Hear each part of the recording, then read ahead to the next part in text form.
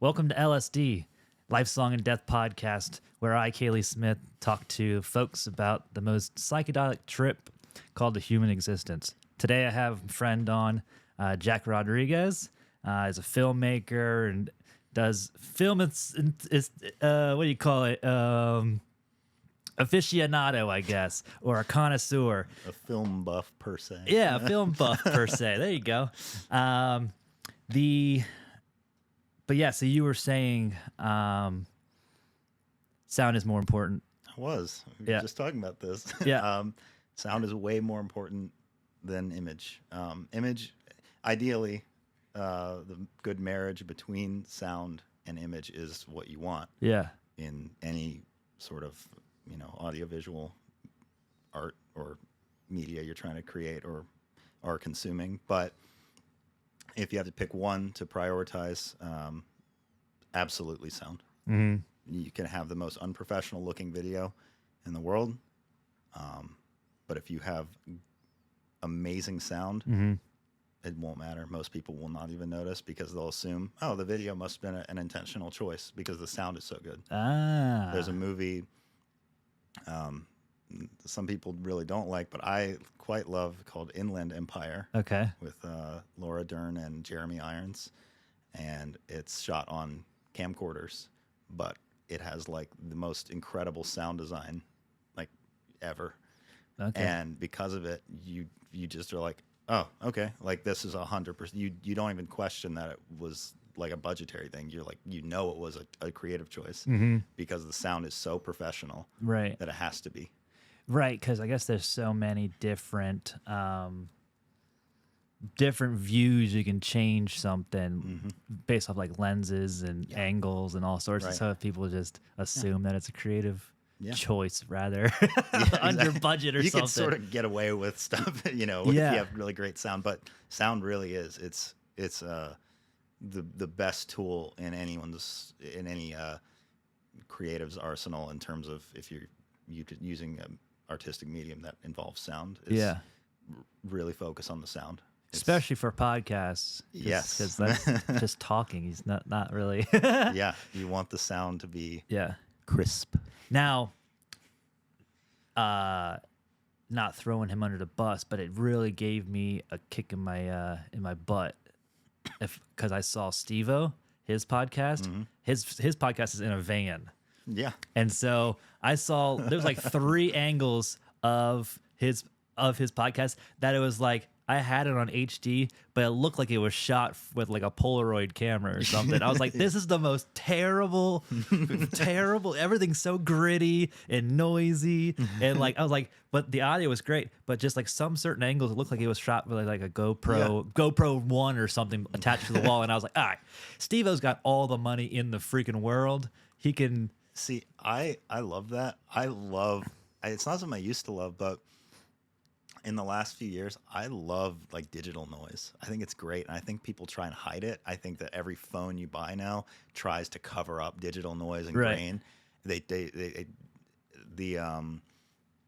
so many digital noise reduction filters put into every digital camera you get now, be it like a camcorder or especially cell phones that essentially Kardashianify everything, and but it takes away all the texture and all the character. And like, I love the image of like pre-iPhone, like 10 or like even like earlier, like the iPhone 6 looks beautiful. Yeah. That contrast it has, but with the noise and the grain, like I love it. I think that we shouldn't be trying to hide it. I think we should be trying to embrace it. And that's what I've been really trying to lean into with a lot of the stuff I make now, is like, instead of trying to hide cover up all these imperfections, we should embrace them and use them, Right. and try and enhance them, essentially.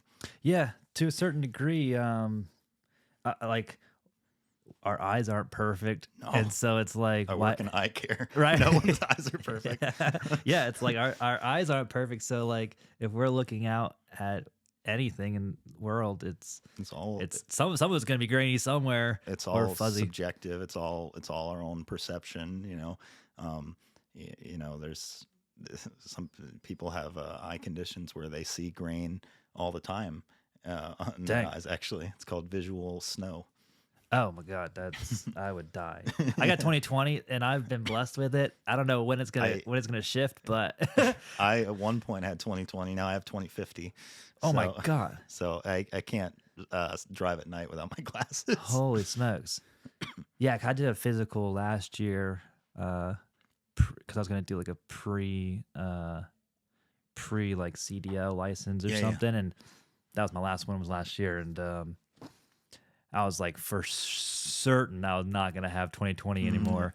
I mean, I don't see anything different, but I was like for sure the last time I did a eye test was like 10 years ago. I got to at least go have gone down. Nope, still 2020. I'm like, okay, I don't. thank you, genetics. Dude, you're lucky. Yeah. Yeah. Most of the people at work in my company have glasses. Mm, Most of us can't see very well. Um, I realized I needed glasses in like 2016 maybe. I remember I went and saw a movie at the Bird Theater that was a subtitled movie. yeah. I was sitting in the balcony and I was having to really lean in and squint to Oh read the god. subtitles. And I was like, I don't remember ever having to do this before. I think maybe I should get my vision checked. And when they're like, yeah, you need glasses.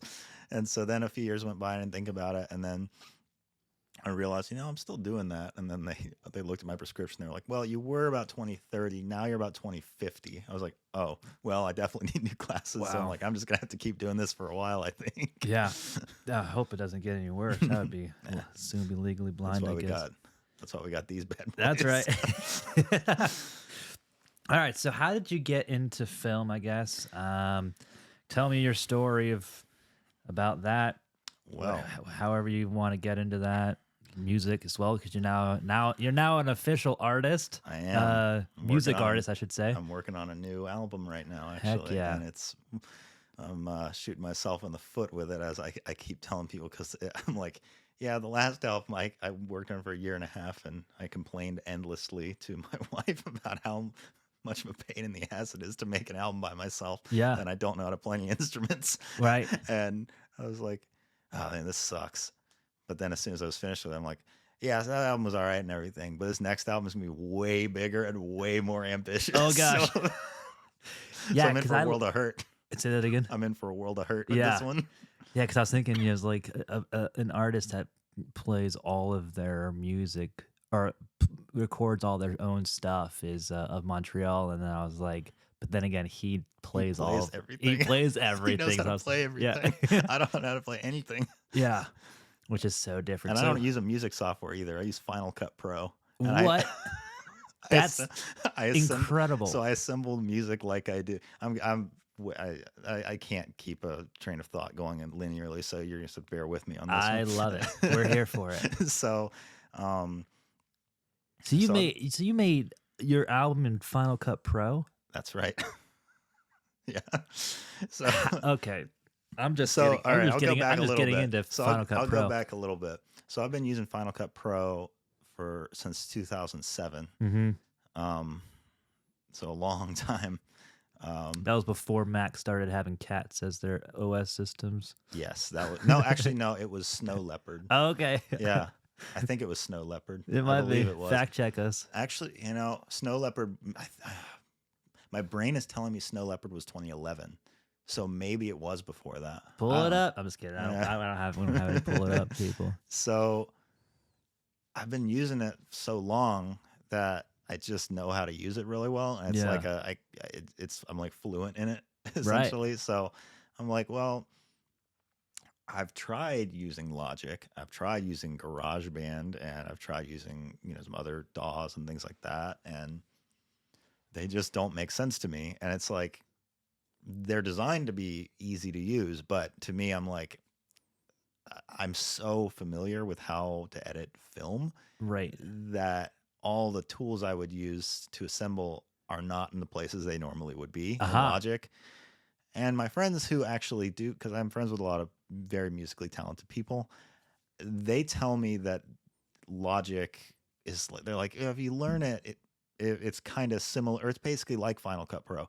And I've tried doing that, and I'm like, it's really not. It kind of is, but I'm not having near as much ease of use to like quickly get stuff done Mm-hmm. because I'm not trying to be a prolific artist. Like this movie I'm working on is 5 years in production and no end in sight. So, um, so I'm not. I wouldn't call myself very prolific, but at the same time, when I'm excited about an idea, I really want to like keep working on it fast. And if Absolutely. I feel like I'm using something that's going to slow it down, then I would rather use something that might technically be more of a headache, but I can actually know what I'm doing when Mm-hmm. I'm using it. Yep. So the um, the way I use Final Cut Pro for music is I basically record my sounds.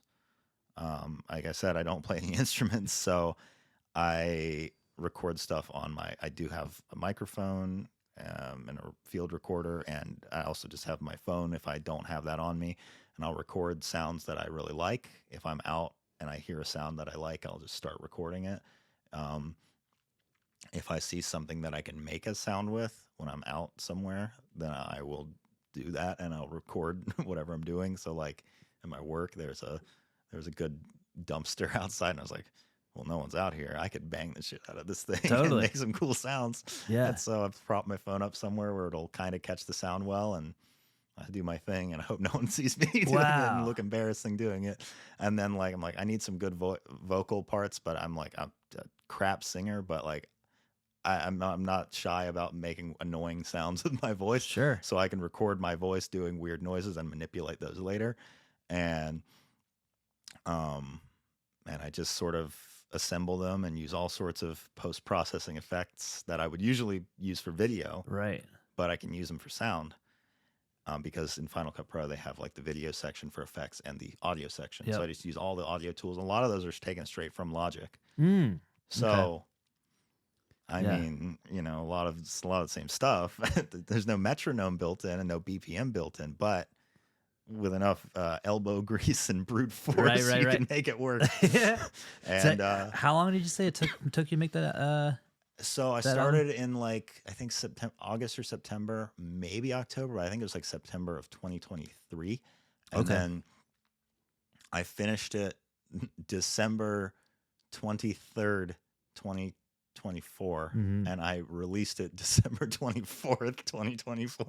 So I finished it the day before I released it. Yeah. I was like, I really want to get this thing out by like the end of the year, ideally before Christmas time. I don't, it's all arbitrary, but it's just, you Right. know, a me thing. I'm like, I want to get it done before the end of the year. Like, I don't want it to be going into 2025. I want it to be done. I want it to be out there. I want it to be something people can listen to because everyone's, you know, no one's working right now as much because of the break and everything. So I'm like, Right. it's perfect time to do it. It's certainly far from a jolly Christmas album. It's a dark industrial nightmare. It But definitely is dark. Definitely is dark. but I liked it. I'm Yeah. glad to hear it. Yeah. Yeah. It was definitely dark. I was like, dang, dude, this is. And then what's even crazier for me is like not having any instruments or anything. So I was like, Mm. okay. Now some of that stuff was recorded like years ago. Like I have a huge library of sounds on my computer that I built like years and years ago, like or over many years. And like I used to mess around a lot on my dad's pedal boards because of the extensive amount of effects pedals he Yeah. had, and distortion pedals. And so I would mess around on guitar and just with microphones and stuff without actually knowing what I was doing, Right. but creating a lot of interesting sounds. And I can chop those up. Most of them don't get used because they're crap, but a Yeah. lot of them I'm like, hey, there's something here. I Sure. can use this. I can stretch this 5-second clip out to 5 minutes, and then I can use that as a base to build off of. Uh-huh. And but yeah, so a lot of those songs are hundreds and hundreds. I mean, sometimes up to like 300 like individual like little sounds like stacked on top of each other to make these soundscapes. Wow. It took a lot of work. It was a pain in the ass to make. That one of the last songs on it is one of the longest songs. It was literally up until the day before I released it that I could not figure out how I wanted it to sound. I was like, this is not sounding right. Right. I know in my head what I want it to sound like, Yeah. but it's not coming out right. Mhm. And so I had to I had to keep deleting stuff and just restarting over Oh and my over. So I was God. like, this sounds like crap. I'm like, I want it to be intense, but I can't. It just turning up the volume on something really loud doesn't just do it for you. You have to make it intense, and just turning up the volume is a cheap way to do that. So I was like, I need this to be really noisy, really powerful, and a good conclusion, not just to the song, but to the whole album, because the whole album's kind of like one song. Right. I built it as one song. That's I what didn't it build felt it like. as songs. I built it as one timeline, 52 minutes, and then I just kind of cut it where I saw fit. Wow. Okay. Yeah. The songs weren't really pre-planned. They were, but they weren't. And so I just put it together like I would a movie, just except there's no visuals. There's just audio clips, and they're all stacked on top of each other. It looks like an absolute mess when you look at the timeline, but that's all. And a lot of the clips in the timeline, you double click, and it's just they expand out, and they're like 50 more clips in Wow. each one. But year and a half of work, and it finished itself. And I don't remember making a lot of it. It really felt like it was just sort of spewing directly from my brain onto the computer. I don't remember making a lot of it. Like that's like The Shining, how he was on so much alcohol and drugs and all that. He doesn't remember. Yeah, he just typing away. All work and no play makes Jack a dull boy. Yep, that's right. It did.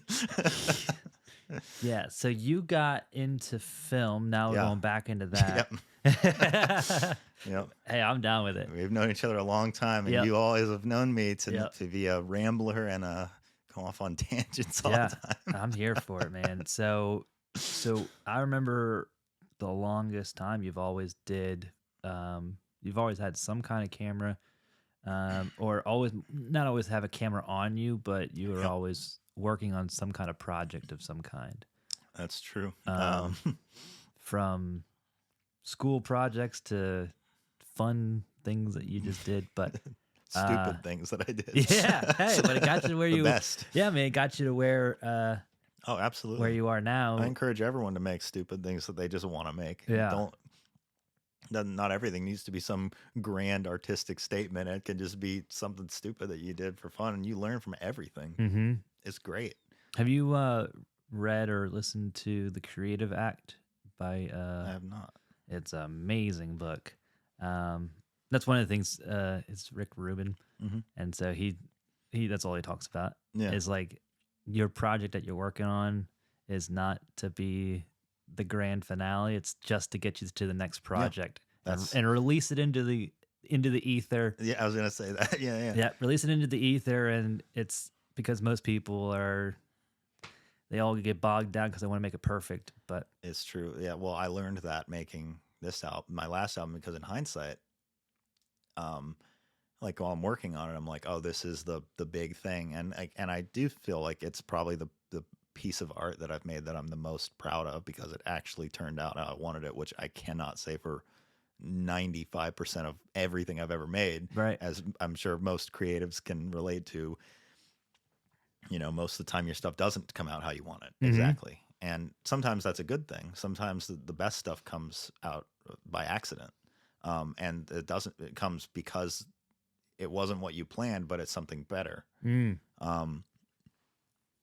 Sometimes it's worse. You never know. I mean, you can't know until you try. Yeah. But, a lot of the time stuff comes out not how you wanted it to, but that at the very least you'll always learn from doing it. You won't learn anything from not doing it. Right. You have to just do it. Mm-hmm. And I have to remind myself of that a lot of time. I mean, I'm slacking hardcore in this movie because it's just like it is demotivating, and I wish artists need to talk about that more. It's really demotivating to see like progress not be made, and to see the slow progress, and see like things come out and you're like, this is not what I was thinking it was going to be. Like, this is not coming out how I wanted to. And you have to learn that's okay. Like, that's a lot of times it does lead to better things and leads to better ideas. And I wish that was talked about more, because it's like, a lot of people just, you see on social media, you see these amazing artists.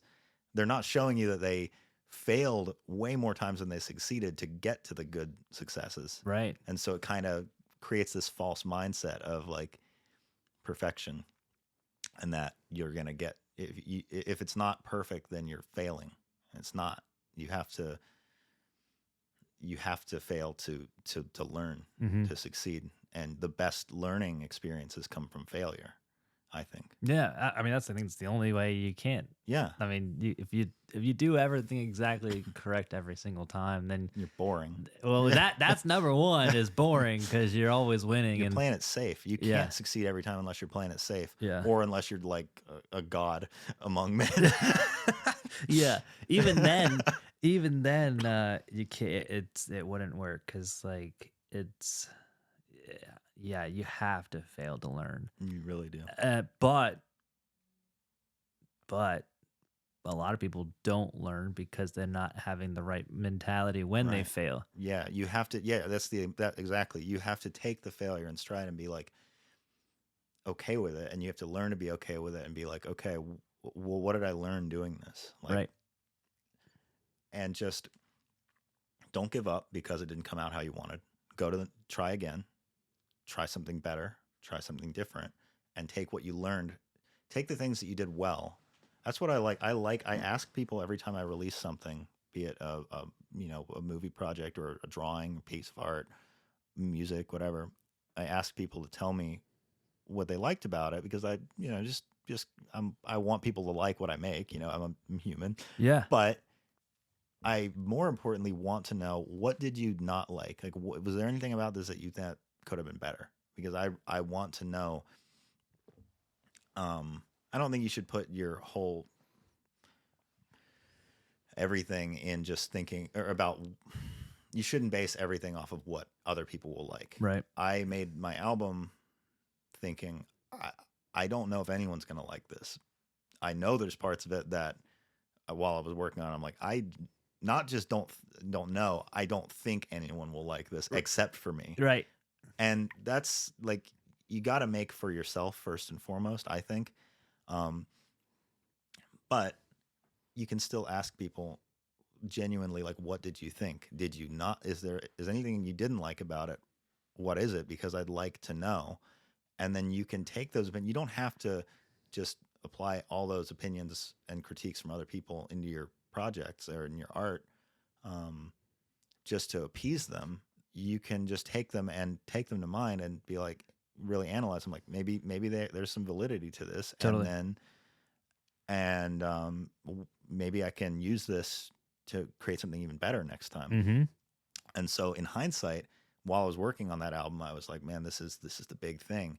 But now as I'm working on this new one, I'm like, that one feels so like more of a stepping stone. That doesn't feel significant anymore because now I'm just taking all that I learned to make something that feels so much more like me and more what I want to say with music. And I'm sure the next one after that, I'm going to feel the same way. I feel like I always just want to be progressing forward and learning from whatever I did last and not looking to the past, but always looking forward to how I can push forward with what I'm doing. You still doing it in Final Cut Pro? Oh, hell yeah. And I texted one of my friends. I was like, this is going to be, I was like, this album it's going to be crazy. I was like, and I am still being as much of a dumbass as I was before making it in Final Cut Pro. Totally. Because it makes sense to me. That's it just does. Yeah. I will say, I am using Logic for some of it. Okay. Cool. Because there are some effects and stuff that I was like, I legitimately cannot actually do this with Final Cut because as much as I tried, the plugins just don't work. So I'm like, all right, I can use it a little bit. I can use it sometimes. Yeah. But that's only highlighted how much more I like Final Cut Pro. Which is so bonkers to me because I'm like, I haven't even like, cause I'm just getting into this world. And so I'm still trying to figure out how to make things work on Final Cut Pro. Yeah. That was a big reason why I delayed this thing for so long. Yeah. Was just because of the editing and making sure the audio and the video sync up. You want to know what you use for And that? then a slate. Yep. That's a magic tool. It is incredible. Yeah. And I don't think we did that with this one, which I have done with all the other ones, but guess we'll. Well, here. Benjamin. There you go. Come here. You can sync it up with that. Yeah. All of them right now. Yeah, perfect. So the whole front half. Benny, come here. Stop. Come here. You'll just see this big spike like 30 minutes in. It's Yeah, okay. yeah. But yeah, But yeah, so but then I did some research and looked up on YouTube and Yeah. found out some easier ways to do things, and then I was like, ugh, of Final course this is a Final Cut worldwide. is great, and Hmm. screw the haters that think it's better than or it's worse than Premiere because Premiere sucks. Yeah. I hate Premiere. Um, most editor there's two editors that are great. There's Final Cut Pro. I love. It's not as robust as some other ones, but man, the combination of software and hardware because it only works on Apple. Hmm. Oh my god, it's so fast. It is so lightning fast compared to every other editor. The other good one is DaVinci Resolve. Okay. That thing is everything DaVinci or DaVinci. It's everything Premiere should be, but Okay. better. It's great. It's a one-time payment too. It's not a freaking subscription like Premiere. Right. Anyway, That's what I love about. I hate Premiere. I could talk about how much I hate Premiere for a while. We had to use that in film school, and I hated it. Oh yeah. Okay. Yeah, So you went to film school. I did. Well, we can just do this Tarantino style. Yeah, we're going all over the Yeah, place. I like it. So you went to film school at a college here in Richmond? Yep. Okay, cool. I went to good old, well, formerly John Tyler, Okay, now Bright Point. yeah. My favorite water park named Dude, named Community College. when they changed that name, I was like, what in the hell is this name? This is the craziest name I've ever I've heard. been saying it since they first announced it. I refuse to change my description. It sounds like a water park. It does sound like a water park. Or like an adventure, like one of those adventure parks. Like Yeah. they like Surge up the road or whatever. Yep. Because our amusement park down the road is owned by, isn't it Cedar Point? Yeah, I think so. Yeah. That's Yeah. so funny. A But water yeah, park. so I went to film school there because I always wanted to go to film school. My Okay. plan has never changed since I was a kid. I always said I wanted to go to a community college to get my associate's degree, get my boring school done with, Yep. and then move into film school, be it university or community college. Now, when I was in community college, I realized how much I loved community college and how much Interesting. I would prefer to not be in a university because I really worked well with the smaller groups. I like Ah. smaller groups. I like feeling like I can actually get to know everyone in the class Uh-huh. and have a more intimate setting where I can actually get to know the teacher, get to know everyone else. When you said that, it reminded me of the paintball episode of the on the show Community. Have you ever seen that? I've not watched Community. Oh, I've been my putting it off for goodness. years and for no reason. It's just one of those things where Yeah. I'm like, it's a sitcom, so I know that it's probably not going to have the best first season because they never do. Yeah. And I'm terrible about TV where I'm like, when I find a good show, I like it better than anything. Like every year, my favorite thing I watch of the whole year is always like a TV show, Interesting. pretty much at least. But it's like because I only watched like 2 shows in the whole year. Or I something mean, that like makes sense. And so I'll watch like a bunch of movies and I'll watch like 2 or 3 shows. But then the show is always better than the movies. Yeah, whenever you say a bunch of movies, it's actually like It's one every other night kind of thing. yeah, it's Yeah. a lot of movies. Yeah, I tell all my friends, I'm like, just wait till I get my friend Jack on the episode because he does Oh, yeah. I could he has talk a about- top 150 every year of new movies, and then he also does rewatches of he has lists of rewatches, and they're like, how does he have this much time? I'm like, he prioritizes it. as a fellow neurodivergent, Yeah. autistic person. Yep. I love my list making so much. Heck yeah. And I love keeping track of everything I watch. I will. I'll be at home, and I'll ask my wife. I'll be like, hey. What was that movie that we watched like 4 nights ago? Do you remember? I forgot to write it down. She'll be like, I don't know. What do you? She's like, I don't remember. I'm like, no. We just try. I need to remember. I this. got to get it. It's And then I'll gonna be like, mess me up for I'll be the like, rest of the it was week. There Will Be Blood. That was it. I knew Oh man, what a great one. it. It is. Yeah. Anyways, the I haven't watched all of Community. I just watched a couple episodes, and one of them there was a paintball war in the community college, and Yeah, I don't. Trust me, it looks good. It Yeah. looks like something I will like. Yeah. That's why I'm confused why I haven't watched it yet. I mean, same thing with me in Game of Thrones, Game of and Thrones is a huge time commitment. It's really good when it's good. It's not when it's bad when it's bad. oh no, So it's that's what I hear, and so that's why I still have yet you to just start it. watch the first, just finish it.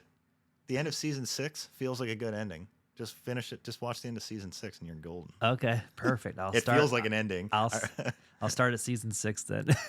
No, watch till season 6. Oh, okay, got it. Watch it's good up until then, and then it's not. Got it. Okay. The that's like how Matrix 3 was for me. I like Matrix 3. Yeah, I mean, if you could definitely tell the difference between 2 and 3, or 1. 1 and then 2 and 3. Oh, yeah. You got 1, 2, and 3, and then 4 brought it right back, and I was like, thank goodness. Oh man, dude, 4 was my least favorite. That's crazy to me. I liked 4. I like all of them, but 4 feels. 1 is obviously the best. Yeah. I think most everyone can agree on that. Yeah. 2 and 3, I like about equally. I think they're both they're definitely different from the first, tonally and everything, but I still kind of like what they're going for, and they still have really, really cool action scenes. Mm-hmm. 4, I think, plot and theme wise, and what they were going for, they're shooting for the hills with some of the ideas.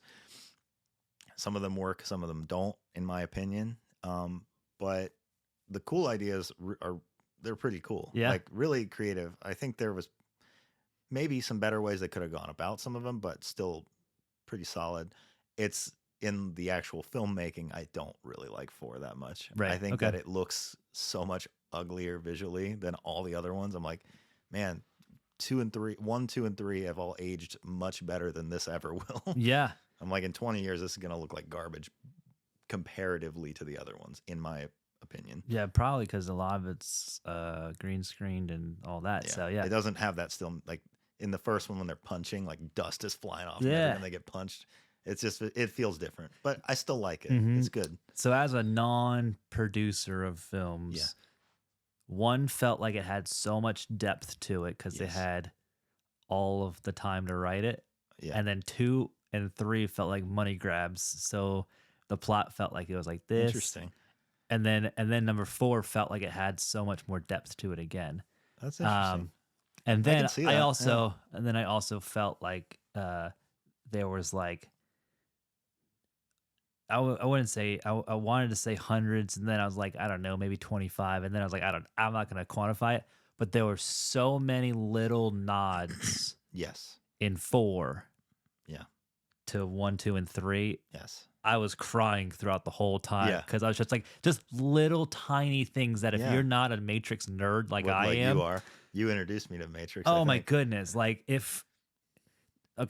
One of my favorites, just one of my absolute favorites, is when I don't even remember the main girl in the main scene as she's trying to get Neo out of wherever. Yes. They're on the rooftop When they fall. No, not even that. Not even that. It's even smaller than that. Yeah. She does a tumble roll and does a side shoot just like Tupac did when they're in the basement and right before he died. Oh, wow. I saw that. I'm about to cry right now. It's insane. I was like, oh, I don't even know if that was on purpose or planned. Yeah. But I saw that and I was nodded. It was like, that's a nod. It was like the deep people would know that, would see that. At least that's how I felt. And I was like, okay, they're taking the details of 1, 2, and 3 into this. That's just one of my favorites. Yeah. I was just like, she did a roll and then a sideways shot shooting just like Tupac did, and then obviously they and that's I think that's if the fact that you're able to just talk about it and get emotional, that's great. That's, even though I didn't get that experience from it, I'm super happy that you are and other people are able to. I think that's great. That's what art's all about, is evoking emotion. Totally. To some extent, I think that's what all art should be doing, is trying to elicit some sort of emotion, positive or negative. It's all part of the point, I think. So I'll actually try to, for a brief moment, be on track. Okay. So I've always been into filmmaking. I alluded earlier to being into Final Cut Pro since 2007. So I would have been about. I'm a young buck. I would have been about 9 years old at the time. Uh-huh. So I've been making stuff for as long as I can remember. So I remember making the first home movie that I can actively remember making. I was, I think, 5 years old. Wow. Um, and so I've been doing movie stuff in some capacity for most of my entire life. So I'll be 27 later this year. So yeah, the vast majority of my life I've been doing some sort of movie related stuff. I've always been into drawing. I've always been into art, visual art. So Mm-hmm. movies have always just interested me. I don't ever remember there being something like I don't remember there being a time when like I I know a lot of people say like I remember the first time I went to a theater. The first time I went to that I can remember going to a theater was like fucking Chicken Little or some like Yeah, yeah. not anything good, Yeah. nothing that left an actual good impression on me. Mine Just was Toy Story, oh, see, that's actually good. the Like that. original. See, you can Or Toy remember. Story 1. I don't remember. That's probably not. I'm sure that's not the first movie I actually went and saw. But Right. that's the first time I remember watching a movie in a theater, and I'm like, this is not good. So I don't remember what it was that drew me so much to movies, but just always thought they were fascinating. Just always thought the whole process behind it was super cool. That like a whole team of people could come together, all doing different things, and all create some bigger thing that's bigger than everyone, all of them combined. Right.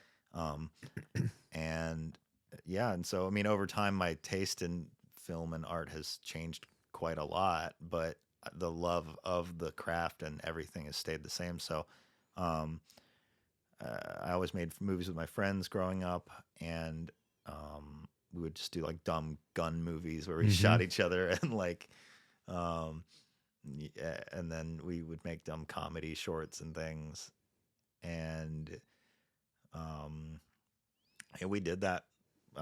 We made stupid movies and we came up with all these different characters and storylines and things, and we made that all the way up until like 2020 probably. Like we stayed doing that for a long time, and same group of friends most of the time doing the same ones. Um, and then I just was like, yeah, I want to, not that you can't take those seriously, but I was like, I want to start like taking it a little more seriously, where I'm Right. like not just improvising all this stuff and like shooting without a script. Just I was like, I want to actually like take the next step. So um, when I went to film school, um, the I'm trying to remember the end of the first year, we had a our final project was that we would all um, write. Everyone in the class would write a script, and we all had to pitch our scripts in front of the whole class. Oh, cool. And so it was a whole day of like all 30 of us or whatever going up front and just pitching our scripts. And the script ideas had to be something that we could reasonably shoot on campus in one day, and with the people in the class. Like, I mean, we could get outside people to come Right. on like for acting, but like the film crew had to be all from within the class. Okay, cool. And so the script only was about 5 pages long. And what we would do is we all pitched, and then everyone voted on the script they wanted to be produced. And I think the four that were picked that got the most votes would get produced. And so mine was one of them. And it was called Gelatin. Yeah, And I remember that. And so I was like, okay, well, this is a dumb idea, but like we can shoot it in 5 hours Mhm. with at school. And so we made that, and it was a fun learning experience. It's not the greatest, but it was fun to make. But then the next year, the final project was kind of the same thing, except it was more like it wasn't like an end of year assignment. It was more like a excuse me, start of the year. It was like, okay, this year we're going to be making 2 big movies, not like big meaning about 20 minutes. So Right. I mean, that's sizable. 20 minutes is a lot of work. it is a lot of work Yeah. for a small crew that we're Yeah. all still learning. We're all still, none of us, I was surprisingly not a lot of people in the class that even ever made a short film. Like I was one of the few people that really had any experience, and my experience was still incredibly amateurish. Right. So it was like, okay, this is kind of a bigger step up. And so we could shoot anywhere. We were going to be holding auditions for actors. Mm-hmm. Um, we were going to be given access to all the equipment. We could take it anywhere. We could rent any of it, you know. So the scripts had to be about roughly 15 to 20 pages long. Mm-hmm.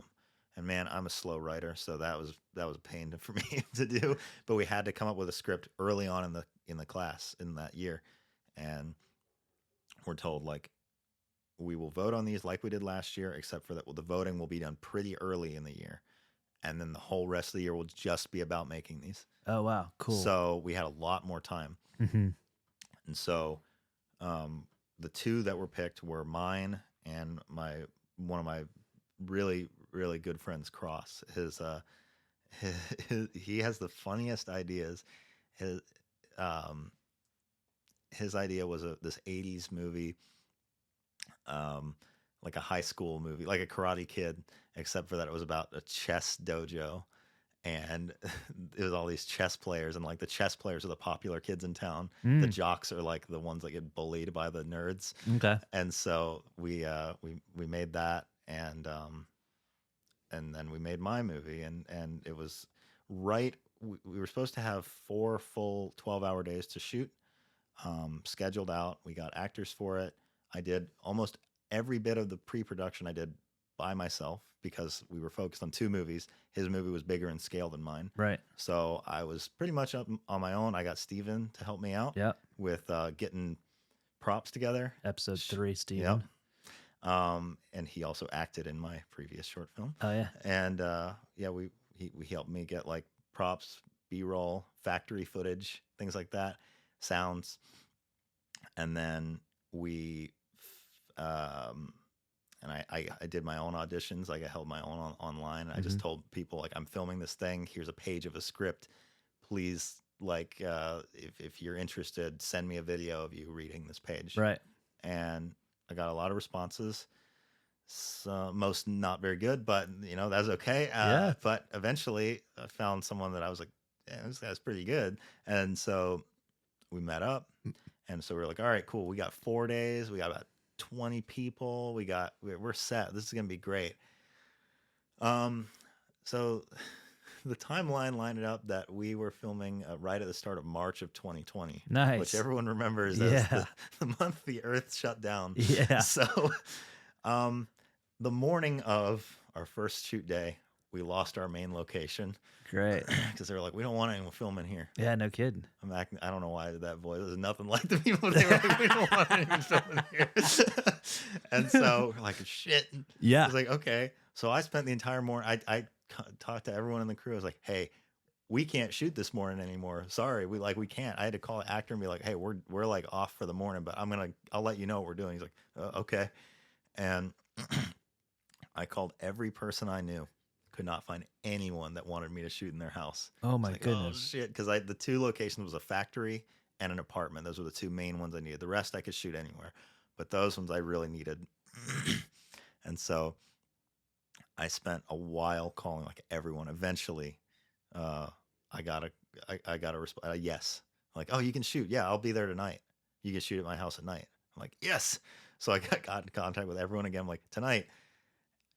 Between the morning and the night, about 15 people from the crew dropped off because they were worried about COVID. Right. So we went from about 20 people down to about 5 people.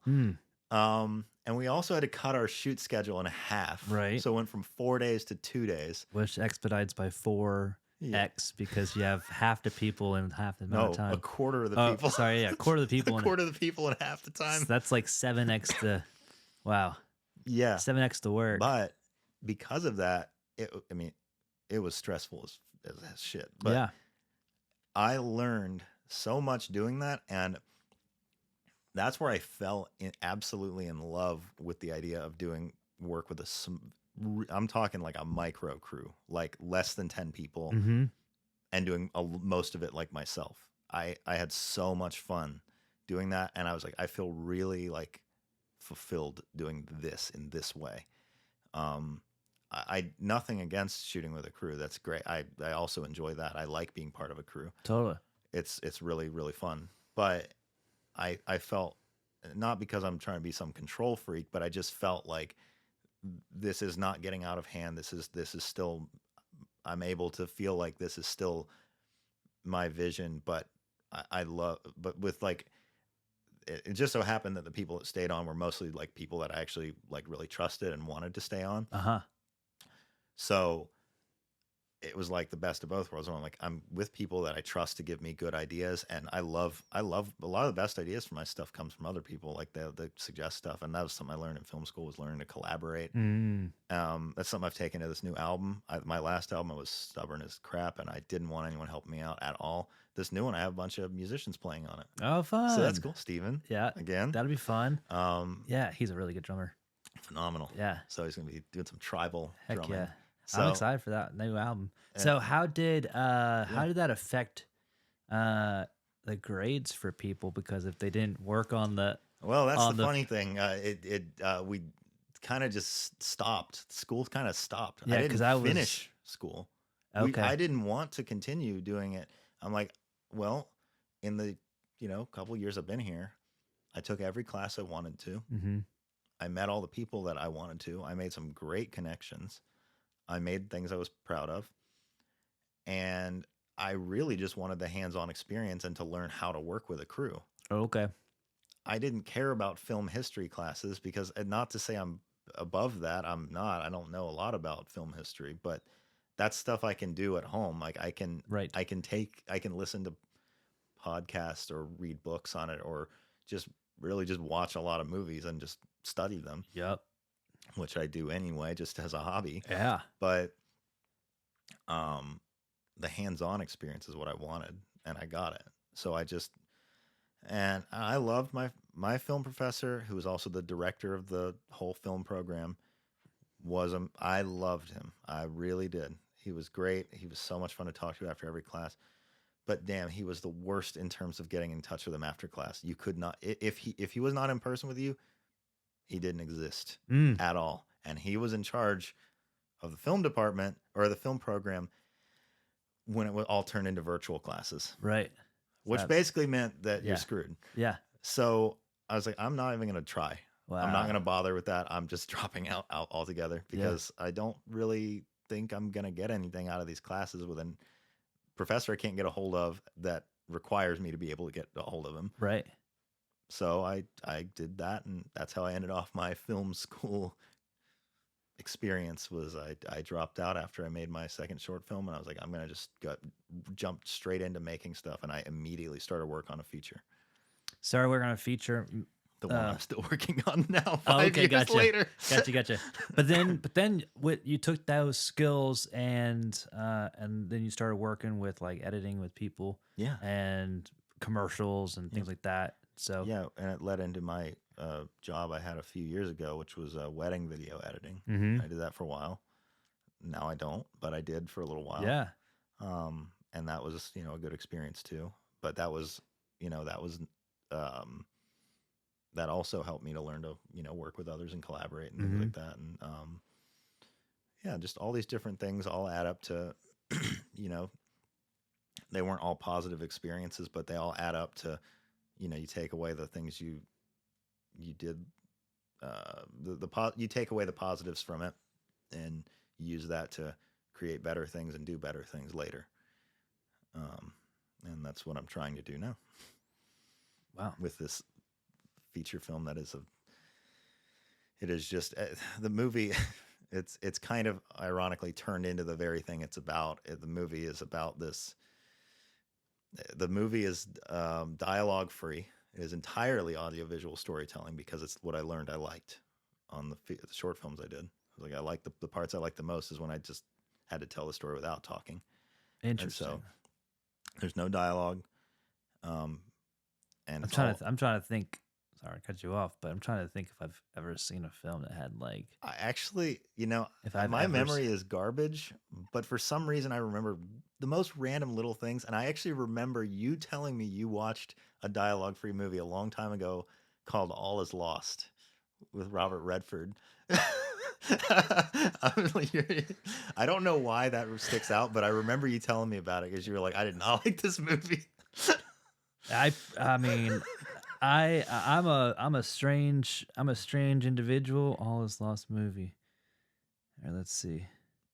Oh yes, yes, the one he was on a boat. Yeah, Oh yeah, I hated that movie. yeah, no It dialogue. was in visually amazing, but I hated that movie because I was like, all right, where's the dialogue? Yeah. But what's also kind of crazy, it kind of has like the same kind of feel as the Lighthouse, Hmm. which is a fucking incredible movie, which One of my also has favorites. like 15 lines in it. Yeah, That one was insane. Yeah, that one was insane. I I love think that we movie. went and saw it in theaters together. Yeah, Yeah. I remember that. That was nuts. It's an awesome movie. It was great. We walked out of it. I was like, I think I talked more in that in my last 5 minutes than I did the entire movie. Yeah. Yeah. I was like, whoa, that's nuts. You can do that. Because how long is that? Like an hour and a half? Yeah, something like that. Yeah, which is crazy that you can make something so impactful with very Yeah. little dialogue. So the movie I'm doing is probably going to be like, and not because I'm like, I don't have enough material to fill it out with. I don't really want it to be because of the nature of it and how extreme a lot of it is. It's probably only going to be about 70 minutes because I really think there's some pressure. I think people feel a pressure to make everything like an hour and a half at Mhm. least, if not 2 hours. Right. Like, why does every story need to be this long? A feature is technically 45 minutes or above. It doesn't need to be. It doesn't even need to be an hour. Why does everyone feel like they need to have it be a certain length? Right. And then when movies do come out that are under an hour, even when they're great, a lot of people don't take it seriously. They're like, "Oh, that's more like a short film, isn't it?" I'm like, "No, it's gonna be a movie." Depends on the So- arc. Depends on the Yeah. Hey, storytelling. if it's good and it accomplishes the story, why does it need to be longer? Right. So I'm trying to make mine probably about 70 minutes. Yeah, no dialogue, but it's about this. It's about this. I won't say exactly what the movie's about, but the biggest iconography of the movie is this huge mountain that looms over everything, Okay. and it's always there. It's ever present. It has a very anime feel to me when you're just describing it. It's really not. But I mean, yeah. not anime like actually what Oh, it looks like or whatever. And but I like just, anime, so it's not an insult. Right. Oh, okay. Yeah. Yeah. Yeah. But that's just like for me, like there's like an anime from a very, very little that I have ever watched. Mhm. It seems like there's always like just like one big thing in the Yeah. per Yeah. episode or something. I can see that. Yeah. No, it's this huge mountain. The movie's called The Mountain. Okay. And it's the movie, ironically, what I was kind of getting to in the first place with it is that it's kind of turned into what exactly it's about. It's this Mhm. big looming thing that's just always there. And it's become this project that has grown it has ballooned into something so much bigger than myself and so much bigger than I ever anticipated it to become. Okay. That I'm like, well, I'm kind of in it now. Yeah. I'm not like quitting, but man, it's just like this huge being that it's turned into. That's kind of like I don't even know. It's kind of guiding me at this point. I'm like, I don't know where this thing's going, Totally. but it's going somewhere. And I don't know The where. project has come to life, and it's That's what it feels like. And that reminds me of Jake Gyllenhaal movie where has a giant spider in the corner. Enemy. Which one? Enemy. Enemy. Okay, I thought it was that, and then I was like, I can't remember. Same director as the new Dune movies. Yeah, incredible. Those Dune movies were incredible. Just rewatched 2 the other night. Yeah, incredible. I watched it with Dune 1 with my friend, and I walked out of Dune 1 at Short Pump, and him and I just like stared at each other. We were like, You're like, yeah, that's great. we can't, how do we, Yeah. what just happened to us? And now- It was and like, now- it was just like, can't even describe Yeah. that. That was amazing. We were just like sitting in the car silent because of my old roommate. So we just Yeah. drove home and we were like, You're just trying to process it. yeah. That's how I felt after the first time. Yeah. I saw the first one. I'm like, the only 2 thoughts I could think was like, the scale on that was ridiculous. I can't I can't even comprehend how to make something of this size. right. But also, please have the second one be good because this can't survive on its own. It has to have a second part. Thank God the second one's good. Yes. And now you finish the second one, you're like, third one's got to be good. and they're working on it finally. They Oh, did let's actually start go. it. So Let's it is go. like they originally said the director Denis Villeneuve said he didn't want to work on Dune for a while because he's like, I've been in the desert so much for years. I'm sick of sand. Yeah, no I don't want kidding. to keep working on Dune. It's He's like, I want to make this, but I'm not going to do it next. it's But rough. yeah, Of course. it gets everywhere. Oh, wise words from A Jedi. Padawan Skywalker. And so, yeah, but he said that the outcry from the fan, he said, man, like I didn't realize how much people like were gonna like love these movies. And Yeah. he's like, I feel like I have a responsibility to finish these before I move on to anything else. That's an unfortunate thing as a creative, but also I think, I mean, I can't speak for him, obviously. Yeah. I don't know the guy, but I mean, he seemed like it was like more of a happy thing. Like he's excited about it. Okay, He good. said it like rejuvenated like the excitement about this world, okay. seeing how much people like really it meant to a lot of people. Yeah, I unfortunately didn't get to see the second one in theaters, Yeah. but I have a surround sound downstairs, so it was Hey, still. sounds more important than It was visuals. still- But yeah, it was great in theaters. Yeah, I can only imagine, dude. So let's transition a little Yes. bit in because now we're at the point of like we did life, we're at there, we're at now we're gonna be going into death Yeah. and songs. All right. But I always ask every guest so far since episode 2, I think maybe I don't ask them, but it comes up in. But I like this question. Have you ever had any like near death experiences? No, That okay. not really. That's I'm hey, actually really happy about That's that. a great thing to. That's a great thing to have. Yeah. Yeah. I mean, we've all probably had experiences where we felt like, you're on the interstate or something and you're like, oh man, I'm about to wreck my car. This is not going to be good. Yep. But, besides that, which hasn't happened to me, thankfully. Yeah. But, yeah, no, not really. I'm actually, I guess there's one time where I got pretty scared that something might happen, but it was so short that it didn't leave not that it didn't leave a lasting impact. I mean, I still remember it very clearly, but it wasn't like something that changed my outlook on life. Yeah. It was, we were honestly, you may have been there. I don't know. We were at what's that part of the river called? James River called with all the really heavy flowing water. Pony pasture. Oh, okay. I was like the river. No, I know. But there's that one part with all the rocks. Oh, with all, okay. like, Yeah. Pony pasture. Yeah. Yeah. So, we were going across the river one time. I don't remember who it was with. It wasn't with you when the main thing happened, but you may have been like there somewhere. I Yeah. don't know. Anyway, we were going across the river, swimming from one side to the other, and as you know, there's lots of currents there and everything. And so at one point I got up onto a rock and like I felt sort of like peer pressure to like jump into like there's sort of like a small like kind of a dumb word to use because it's so small, but like a cove sort of like these rocks that were curved. And there was a lot of rushing water around it, and I got up on the rock, and I was like, I don't really want to jump in, and they're like, no, just jump in, it's fine. It's like you'll be fine. I'm like, I can't see the bottom, and they're like, it's okay. I jumped in and immediately flipped upside down, and my direct sense of direction and balance completely left. Oh god. And there was a huge current pulling me down and to the side, and I remember being super panicked. I don't know, it might have only lasted a couple seconds, but Right. it felt so long. I don't know how long it was, but I was under the water and my head was facing down. And I remember someone pulled my leg up. That was pretty scary. I would not have gotten out of that if I was alone. Frodo Baggins style. I know. Yeah, for real. That's what it felt like. But it didn't really, it sounds kind of like arrogant, I guess, but it didn't make me think any different about life. It Totally.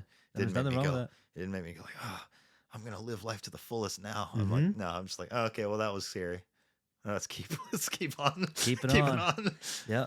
keep on keeping so on. no, haven't. I'm really happy I haven't had any near-death experiences. It's great. That's a really good thing to I have. was listening to freaking Steven's one on this podcast. I'm like, Yep. holy shit, you almost got blown up, dude. Yep. Like, I'm glad I didn't have that. I've totaled so many cars in my life.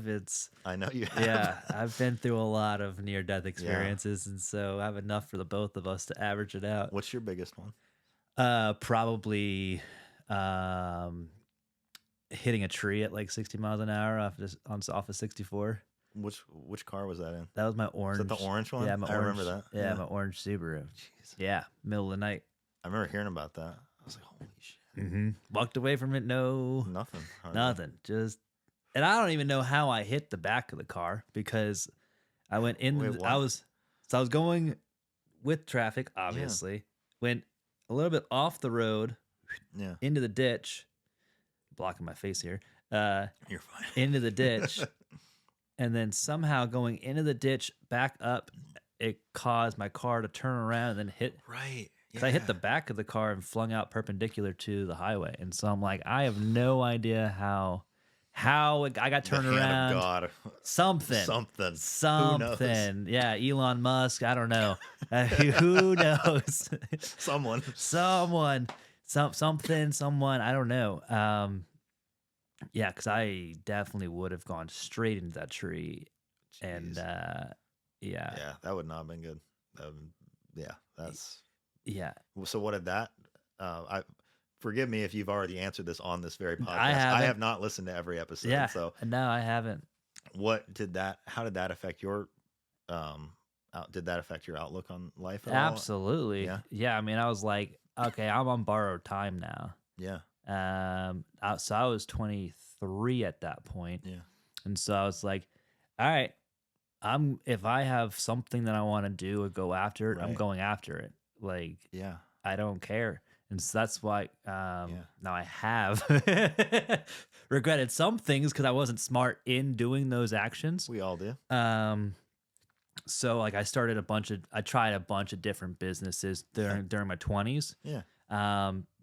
Did it with credit instead of just off of money that I had. And so I'm in a crap load of debt right now because of it, but I would not give back my 20s because I would be in my 30s now looking back saying, I wish I had done something else. I wish. Yeah. There's so many things you could have done. Yeah. I try not to, I'm human.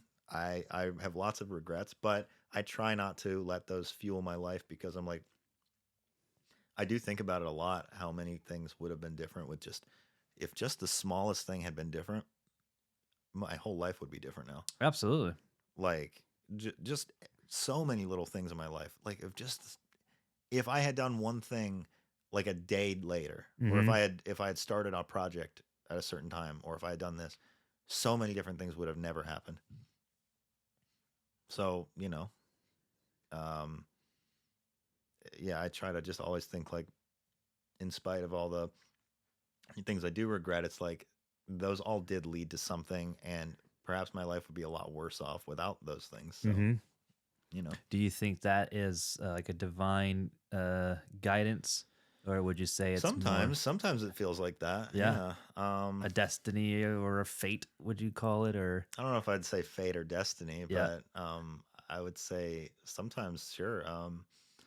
I mean, I met my wife because I happened to be sitting in this exact spot, and then she in my first day of college, or no, my second day of college, and if I hadn't have been sitting in that spot, not just then, more importantly, was the next day of class, she moved to a different spot, and if I hadn't have also happened to move my seat, then the class, unbeknownst to us on the first day, was going to get broken up into groups that we were going to be with the entire rest of the semester. Oh wow! Did you do it because of her, or did you just happen to do it? It was a little bit that. I think it just was that. I don't know if maybe I happened to be just drawn to her unknowingly at the time. Yeah. I don't really know because we hadn't talked yet, really. Okay. We had just seen each other. Mm-hmm. But if I have thought about it a lot. I'm like, if I had not moved my seat just because or whatever, I don't know why I moved my seat. Maybe it was something divine. Who knows? I don't know. There's no way of knowing. A famous famous music artist has a song called Invisible String. Do you know who I'm talking about? I think I do. Taylor Swift, baby. Yeah. Yeah. And so, yeah, who knows? It's that I'm invisible string, baby. not much of a Swiftie, but I can't. You can't kind of avoid her. No, dude, you can't. She made it into this podcast, so Yeah. I'm not paying you money. I No. know. I don't think you could possibly pay her enough. Dude. All the money that we'll ever make will be pocket change to her. She's wiping tears with the money that we make. $1 million bills. Mythical $1 million bills. Like this long because it's all serious.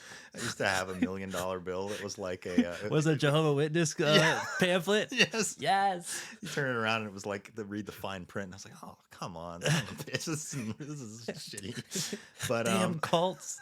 I know. Remember those track things, like the ones where it's like, where would you go if you died tonight? Hell yeah, I do. Yeah. I've shown these people at work before, and they're like, "You got to be kidding me! Don't tell me you handed these out." I'm like, regrettably, I did. Oh man, these things suck. Yeah, no. But anyways, that's something that's interesting. Yeah, it's like if I hadn't done that, like I wouldn't have. Like maybe we would end up in another class, but I don't know. There's no way of knowing. Maybe we would have never gotten talking. If I hadn't met her, then this other thing in my life wouldn't happen, and then that wouldn't have happened, and then this other thing wouldn't happen. And it's like everything leads back to this one moment. And it's like, you know, you never know what every little moment could lead to. So many possibilities in every moment, you know. Yep. And yeah, I had this last year. Mine was like that chapter ended. Unfortunately, fortunately, but. Unfortunately, more than fortunately, but I don't regret that last year and everything that I learned in that. I was like, dude, if I didn't have that relationship all last year, like, I would be a completely different human right now. Yeah, and that's none of that stuff I'm saying is to say that like it's all like, you know, it's all good. Like it's like no, a lot of the time this stuff like fucking sucks. Yeah, dude. But yeah, it definitely sucks, especially when things end. Later on, a lot of the time that you realize that's probably for the best, and things happen. I think a lot of times things happen for a reason. Yep. Whether or not that's actually true, I don't know. But to a certain degree, it happens for a reason because of physics. Well, yes, technically everything happens for a reason. Yes, but yeah, I mean, a lot of times I you know, there's things where I'm like, I can't explain this thing, but it feels almost like I'm some guiding hand is, you know, moving me along a path, and maybe that's true, maybe it's not. I don't know. There's no way of knowing, but you know, it feels like a lot of times things that suck in the moment, you think back on them later, and you're like, if that hadn't happened, all this other great shit wouldn't have happened. Right. So, you know, I don't know. You just kind of have to go with the flow of life. That's the main thing. It really is like a winding river, and you just kind of have to let it take you where it's going to take you, and be willing to accept where it takes you, and you know, go with the flow. Yeah, have a certain stiffness about it, like a canoe or a boat on the river, but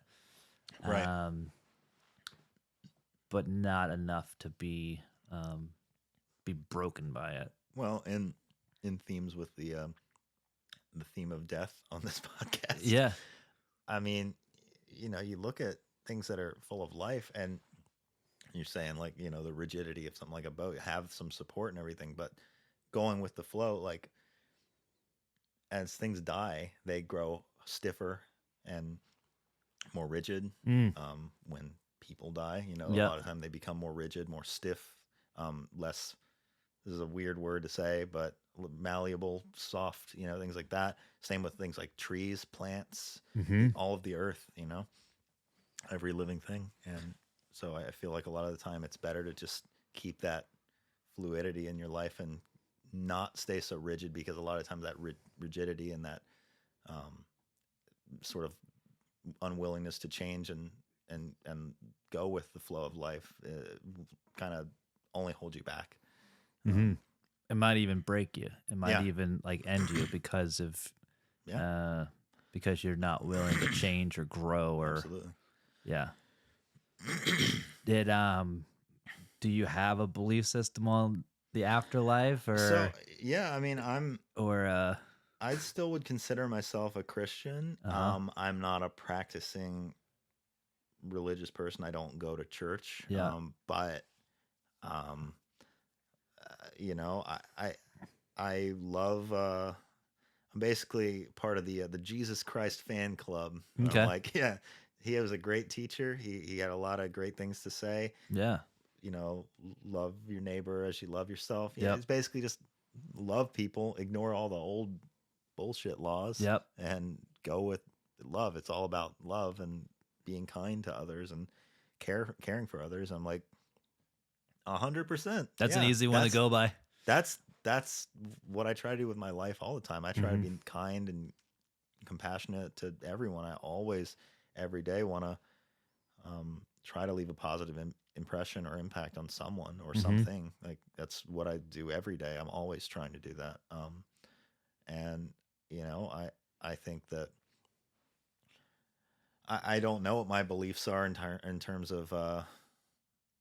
I definitely believe in spirituality. I definitely at times really do like. I would describe myself very spiritual. I'm not necessarily like a new age mystic or something, but like you know, I think there's certainly um, a lot of power in spirituality, and I think that there's um, I think that you know, it's a good thing to keep in touch with your more spiritual side, and I think that there's, you know, perhaps a more spiritual world out there that we can't see. I mean, who Right. knows? Again, a lot of life is. I think that people get too obsessed with trying to figure out the mystery of life or trying to figure out the answers to life when we should be relishing in the mystery of it. There's Mm-hmm. so much mystery, and that's what's interesting about life. I don't want to know everything. I think that it's fun to not know. Yeah. I think not knowing is interesting, and that's what keeps life interesting is all the unexplainables. Mm-hmm. Um, does that mean I have no fear of death or anything? No, I don't know. It's all it's you know it's scary and everything. You not knowing. I Especially have us no neurodivergents. yeah, overthink every yeah, fucking yeah. thing. Well, that's the thing, dude. Like if I You didn't respond to my text quickly. Oh no, you must hate me, dude, oh my god, ugh, I always have to be reassured and everything. I'm like, yeah. and it's like, shut up, Kaylee, shut up. They're fine. They just are probably pooping or eating or Yep. rolling up their car window. Rolling up their car. Who rolls up their car window Hey, anymore? that's me. No, I'm just joking. I don't. It's like no one rolls up their car window anymore. Well, Steven probably does. Maybe a VW bus would roll up the car window. Yeah, yeah. This motion here, kids today don't even know what this motion means. Yeah, I have my stereo in my car is not even. I'm like, man, I go in other people's cars and they've every single person's got like some sort of Bluetooth setup or some sort of screen. Mine's like, it's an old CD radio and I have like this shitty Bluetooth adapter Mm. because I always just use an aux cord. Now my phone doesn't have an adapter. Oh And I'm no! like, oh well, I can't use that. And then I accidentally like I got rear-ended and so my stereo detached. So now it's just hanging on. It's just, I've got to see this afterwards. yeah, I'll show This you. is nuts. I have to constantly, it'll like start squealing. And so I'll have to like reach in and pull it out and I'll just like kind of shake it to Wow. get it to stop. It's really lame, but it's funny. This is like the Fonz car. It's really funny. Oh It's my super goodness. jank. It's great. Love But it. yeah, a lot of unexplainable things. I don't know how we got there. I never know. We were talking about death. Yeah. Anyway, yeah, my conversations are much like my philosophy in life. Just go with the flow. There I don't you know go. where it's going to lead me. Yeah. I'm like Michael Scott. Sometimes I start a sentence and I have no clue where it's going to go. Yeah, so I don't know. Maybe there's an afterlife. I hope there is. That would be great. I'd Mhm. love that. Have you explored thought experiments? Just going down rabbit holes on your own thoughts of like, what if reincarnation's a real thing? What if I Yeah, relive my so- life every single time until I get to the point God, I where hope not. Jesus. yeah, I wouldn't want to relive my same life over and over. Like I wouldn't want to do that. That's interesting because Um, I totally would. well, I mean, it would be fun to, in theory. Now, what I've thought about, this is gonna make me sound like Kip from Napoleon Dynamite. I've thought lots about time travel. I mean, like, if I'd love to, in theory, be able to see, not actually affect, but see a timeline Mm-hmm. where I made this choice instead. What would my life end up like? Right. But there's no way of knowing. So we have to just accept that that's always going to be a mystery and move on and not let it distract us too much. Um, I've seen so many people, I know many people that get so fixated on mistakes or what they don't like about their life or things like that. And it just keeps them so stuck in a place, and just years go by where nothing changes for them. And I'm like, you got to stop fixating on like past regrets or what could have been. It's like experience what's now, or Right. you know, we don't know that maybe there's an after. I hope there's an afterlife. That'd be great. I'd like to believe there's one. Mm-hmm. I'd love to see, you know, one more time some of my, you know, I have most of my close family is not alive anymore. Mm-hmm. So I would love to see some of them again. I'd love to see some of my pets that have passed away. Pet cemetery. I know. I'd love to see them one more time at least, but Yeah. you know, we don't know. And it, if I don't want, if there isn't anything, I hope there's something, but if there isn't, I don't want my whole life to just be about, to be full of regret. I want to like have the best life I can if it is my only life, Right. you know, Yeah. Live it up have to the best. And that doesn't mean I mean, I'm not one of those, like, I'm sort of boring. I'm not one of those people that's like, live life to the fullest, let's go crazy. Mm-hmm. Yeah, I'm kind of a recluse, honestly, when I'm not at work. I'm like, I'm always working on my own little things, and just art has always been such a key pillar of my life that Mm-hmm. I'm just always wanting to create. I want to leave things behind that are bigger than myself, and um, that people can find something to take away from, and that can affect people in hopefully a positive way, or at least give them a good experience in Mm-hmm. some way. And so that's why I've been really, I guess I've never had like a near death experience that's shaped the way I viewed, had a really profound impact on me. But I can say, actually, this is very recently, only about a month ago.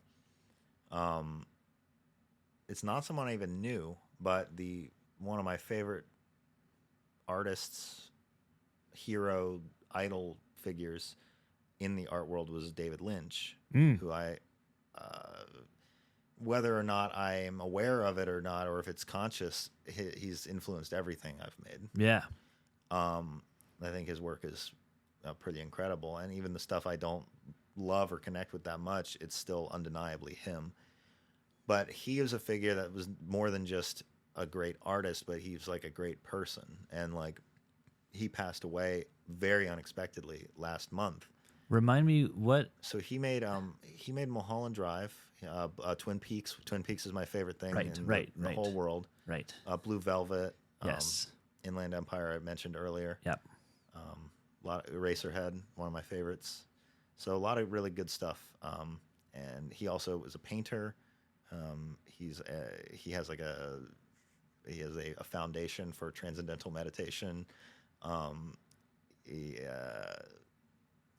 a coffee connoisseur, made a line of coffee.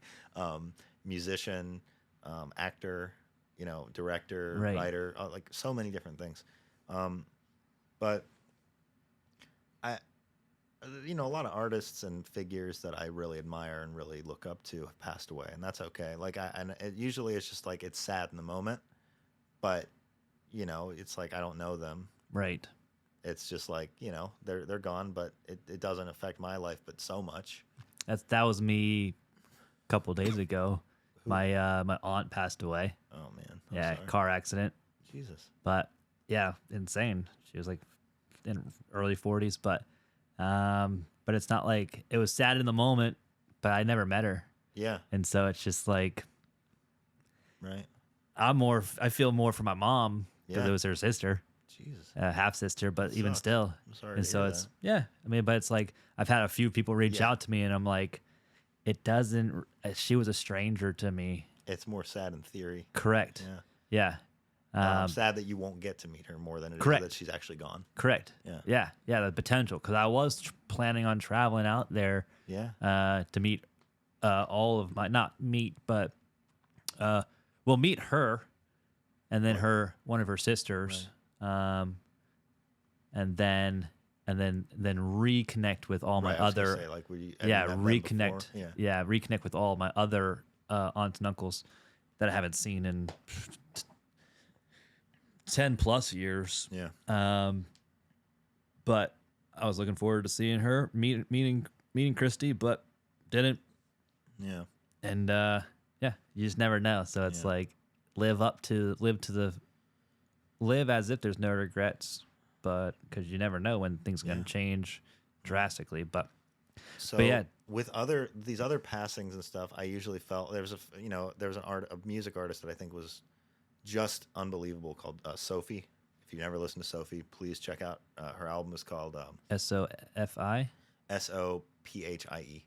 Oh, okay. Music producer, only ever put out technically one studio. There was like a mixtape kind of before, like a compilation album, but she put out an album called "Oil of Every Pearl's Uninsides." It's kind of a mouthful of a title. Love it. Mind-blowing album. Cool. I listened to it, my jaw dropped multiple times because I'm like, I've listened to a lot of electronic music. This is like on another level of power. Yeah. Of it's beautiful. Like some songs are so gorgeous, but then an electronic song will kick in and it feels like you're being like kicked into in the skull with a hammer or something. Like Love how it. powerful it is. But it's awesome. Like it's so good and it's so forward thinking. Yeah. I was like, this person has the most incredible career ahead of them. I cannot wait to see, because she produced songs for so many artists too. And I was like, I can't wait to see where this person goes. And then she died. She fell off of a balcony in Greece. Fell off of a balcony. She was apparently trying to look at the moon and slipped and fell, and was like at a New Year's or like a party or something. Yeah. I can't remember what happened anymore, but fell off and then died, and that was it. That's it. So that one and a few others made me very sad. But when David Lynch died, I don't know what it was. That really got to me. I started I cried when I was at work and I got that news. It really hit me, and I Yeah. don't know what it was about that. Like most of the people in my life, even it sounds kind of sort of sounds bad. Even my dad, when they died, like usually it's like it's sad, but it just is kind of like life moves on. Yes.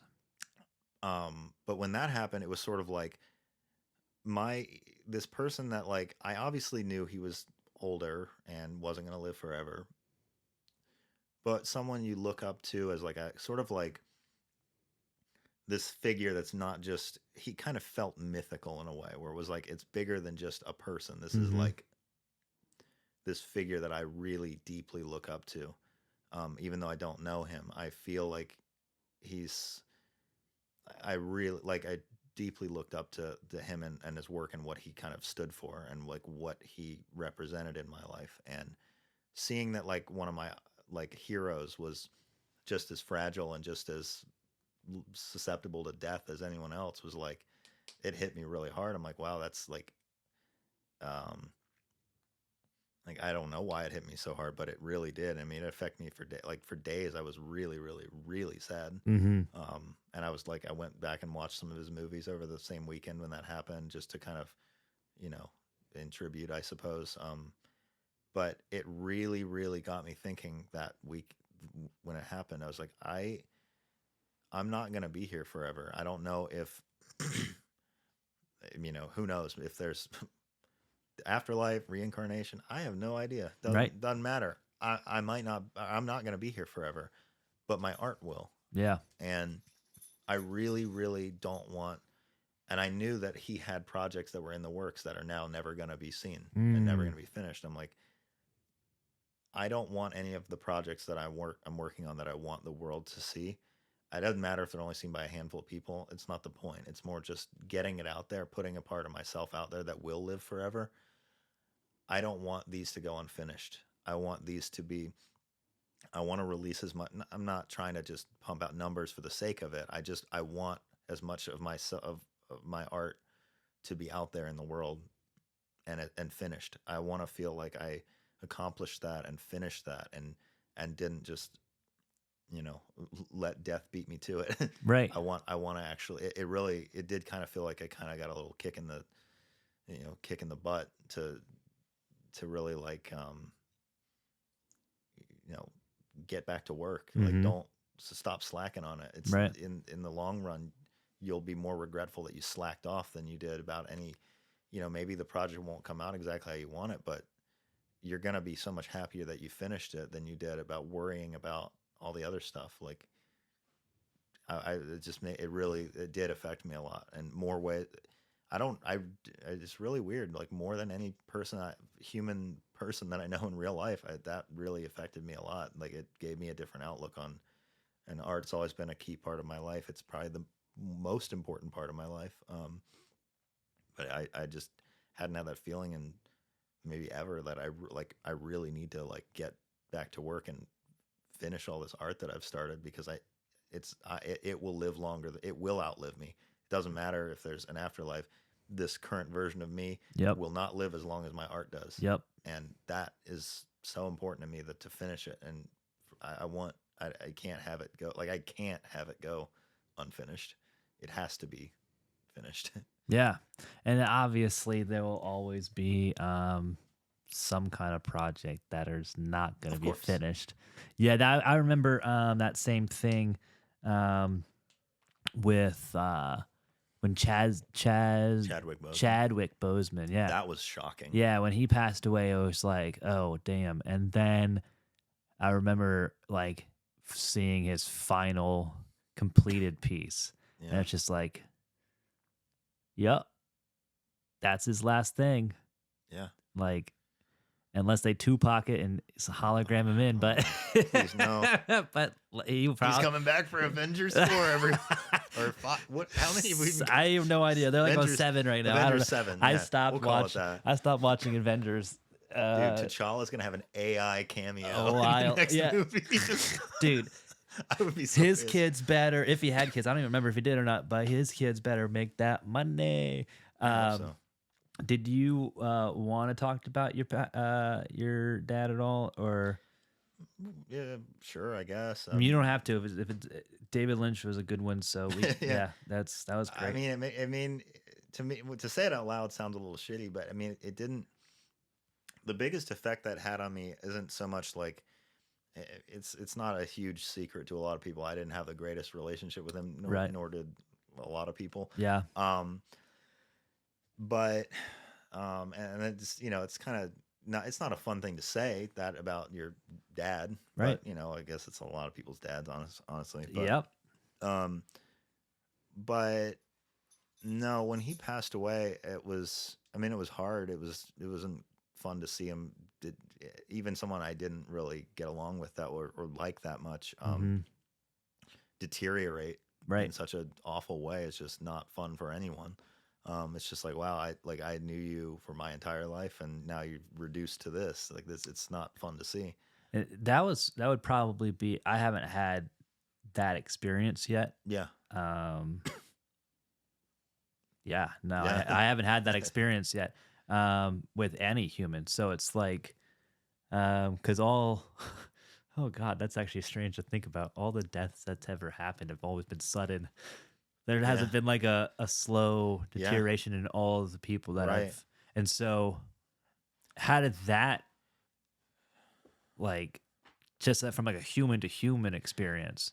right. How did that like shape- how is it different to have it be like such a? Because I've had quick deaths. I mean, a lot Yeah. of it sounds like morbid, but like a lot of my family's dead. Like I don't have Yeah. a lot of family. Like I do, but most of them are like maybe estranged or like people are very distant or Yeah. whatever.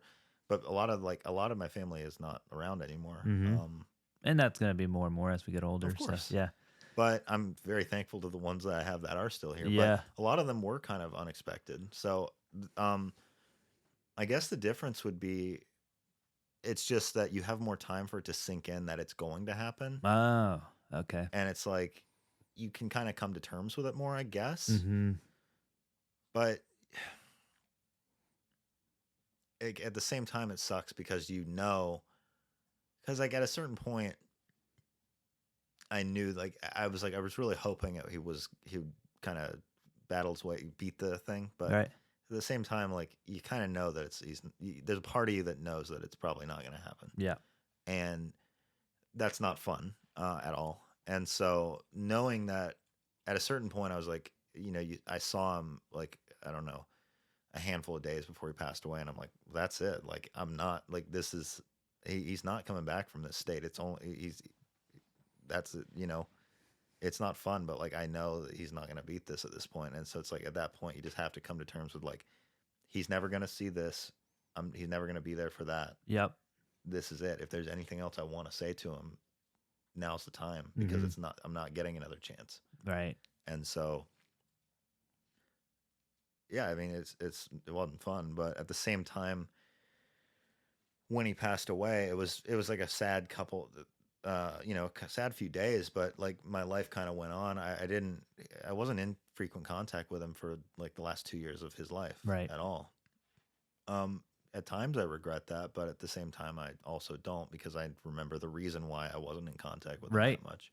Yeah. Um, and so It was net positive yeah, to be that in way. the long run, yes, Yeah.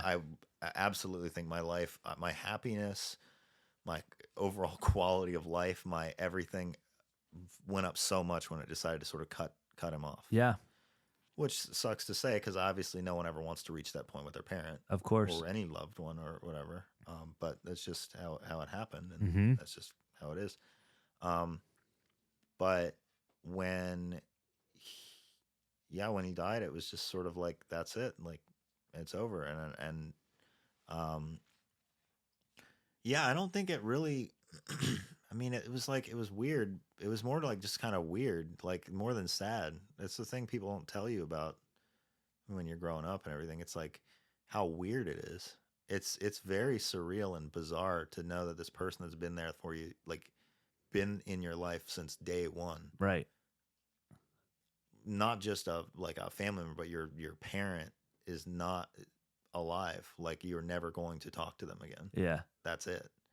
In this Um, plane of existence.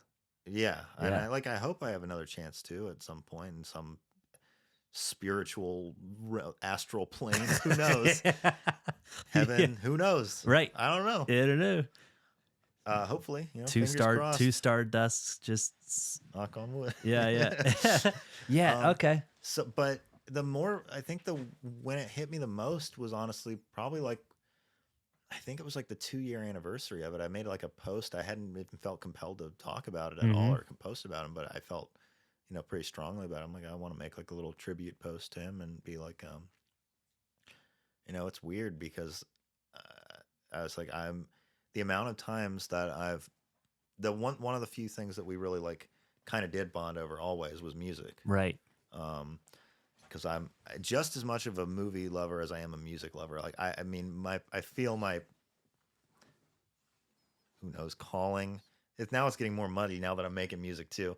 Um, I've always felt movies are a bit more like my overall like passion, but music is every bit as important to me as film. I mean, and music makes or breaks a film too. Yeah, it does. Unless you're No Country for Old Men. No Country for Old Men. I was trying to think. I was like, I always because that and There Will Be Blood came out in the same year, so I was just so I was like, I always get them. Came out within like a week of each other. I know. It's like, this can be a tie for the greatest film of this year. If you liked There Will Be Blood, you should see The Brutalist. Oh, let's go. That's a great name. Not really the most similar, but both very big like American epics of like the American dream being deconstructed. I love it. So yeah, that's great. The Brutalist. Okay. It's new. I think it's probably still in theaters. I just went and saw it at the Bowtie like a week ago. It's Heck great. yeah. Okay. But anyway, the music is so important to me. I think it's one of the greatest art forms by far. I think that it might be kind of in some ways a greater art form than film because of the limitation where it's like your mind is so much more powerful than any visual that someone else can create. Like some people can create visuals you would never imagine, but at the same time, like I listened to your other episodes and stuff like some and the you describing how you kind of get visuals in your head when you listen to music, and I to some extent I do the same, not probably to the same extreme as you, Mm-hmm. but I think that music is such an incredibly powerful form of art. Um, And it even transcends language. it does, Like there's so many absolutely does. American bands or British bands or vice versa. Yeah, That I said vice versa and didn't give the second one. yeah, that's fine. Yeah, whatever. um, of where I was saying is like Yeah, there's a bunch of like English speaking bands are huge over in Asia, yeah, and those languages are completely different. yeah.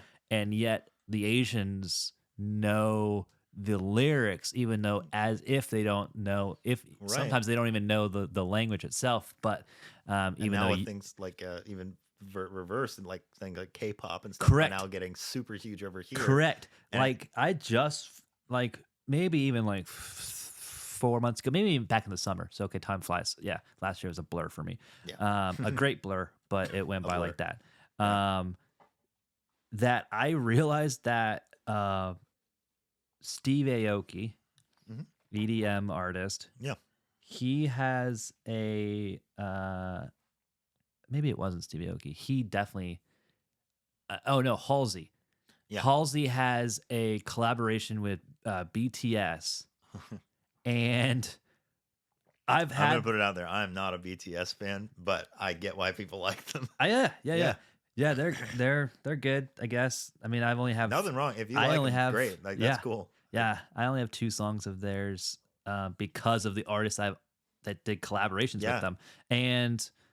But Halsey had a song called "Boy with Love" Mhm. or something like that. Yeah, I think it's something like "Boy that. of Love" or whatever. Yeah. And it was it wasn't until last year, that song's been out for years now. It wasn't until like last summer that I realized they aren't singing English. Yeah. I was singing along just phonetically, and then I was like, one day I just sat and actually listened to it, and I was like, wait a second, the guys aren't singing Yeah. English. I was If like, wait, I've been singing Korean this whole time, just if I thinking I know what they're saying. that's me with a lot of English lyrics. I'm not a lyrics person. I Yeah, like good lyrics are great and they're important to a lot of songs. And if I can tell the lyrics are the important part, I will pay attention. right. But a lot of times, the voice is another instrument to me, so I Yep. just let it all wash over me. Mm-hmm. Anyway, to get back to what I was saying, music was a huge part of me and my dad's relationship, and it was always a really that he watched a lot of movies with me and listened to a lot of music with me and introduced me to a lot of music, and I introduced him to plenty of music that I liked. And so when I would hear songs I really liked, I would send even when we were on bad terms, I would Right. still send him songs and be like, "Hey, you might like this." Nice. But that was honestly the weirdest part for me was I was like, I can never send him like I'll be listening to music and I will still think I should send this to my dad. He would like this, and then I'll be Mm, like, I can't. Like no one will respond. right. So that's been like the weird. It's like I said, it's not even like it's sad, sure, but it's really weird. Like it's a bizarre feeling, Mm-hmm. and it's just like, man, I wish I could have played him more music and like talked to him about this stuff a little bit more. That would have been awesome, but the life moves on. Yeah, You know, that's a very trippy experience. it is. Yeah. Yeah, I mean, I remember last no, it was a year. Damn. November. November is a year. That's crazy. Last year went so by so quick as well. That I texted a friend Yeah. uh and she had some kind of illnesses, but Mhm. she was last I talked to her beginning of the summer. Yeah. She was on the way up, and then I texted her 4 or 5 months later, I asked her, I was like, hey, just checking in. You popped in my heart, just seeing how it is, or whatever. And then her sister replied, said, actually passed away Wow. last week. And I was like, no wonder why you popped up in my head. And I was like, that's a weird experience to have someone else respond back for him. And it's like, whoa. And it's like, every so often I think about her and I'm like, oh, I can't text her. That's interesting. Yeah. Do you remember Billy, Shannon's son? Yeah. Yeah, he's someone I'm like, it's that one. That was a like I wasn't super close with him, but every time we hung out or whatever, like I always had a great time. And Yeah. that was like really weird when he passed away. Like Mm-hmm. that was a weird one. I was just like, it kind of like hit me. I was like, wow, I, that's like I haven't had like a someone I would call like a friend or whatever, like that's similar in age to me Right. pass away before, like so unexpectedly. Right. That was weird. Yeah. It's a weird thing. Like, It is. I view it as more surreal than sad, almost. Like it's just it's hard to wrap my brain around it. It's Mm-hmm. like someone can be so important in your life, and then blip. that's it. Yeah. You never know when your last conversation with someone is going to be. Like Yeah. you don't know. Yeah. From this, on this side of this plane, it's like an interesting. Yeah, I mean, maybe they're on the other side of the plane laughing right now because they're having a conversation with us in some other realm. Yeah. Outside of time. Or just a different Something altogether. different plane all existence. But let's you said you found a song. I did. So I figured out a song. I did. I don't know if I want to say much about it beforehand. Please don't. I'll say the title of it. Of course, we got to. I'm gonna say the title first. I'm really hoping you haven't heard it. I was really trying to figure out something you might not have heard. Yeah. Are you familiar? I'm sure you're familiar with the band because I've probably told you about them or recommended them or whatever a billion times. How familiar are you with Swans? I know the name by not familiar. Let's just cut it short. Cool. I listened probably to one album maybe once. Okay. So the song I'm picking is the song To Be Kind off of the album To Be Kind by Swans. I'm gonna let you type it in. Yeah. Because I've had twice now. I've described pretty close to the album cover or something, and now and so so and obviously we'll be listening to this off camera, but yeah, I am very excited to see your reaction to this song. For copyright reasons for YouTube, I eventually want to start making money from this. Yeah. So I'm going to cut this and also link in the description down below of the YouTube of this song that Jack's brought for us. So it's Swans. Say it again. To Be Kind. To Be Kind. Okay. Perfect. Off the album. And for anyone listening, please check out the whole album if you can. It's a long album. The album's 2 hours long. Oh my God. But it is an experience. I'll explain more why I'm picking this song afterwards. Be right back.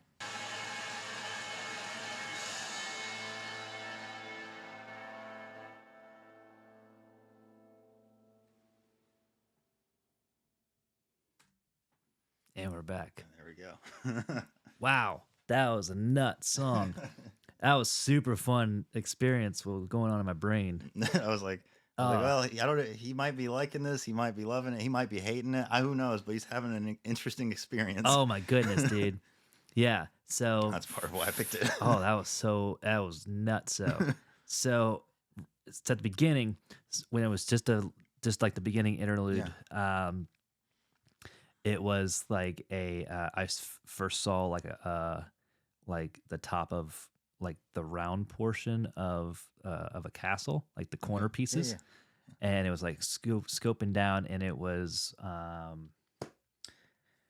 would say probably it would be like I wouldn't say turquoise, but like it was like a blue hue to it, like the sun was coming up, but it was blue hue. Yes, but it was like Scotland. Okay, yeah. So we're set in Scotland.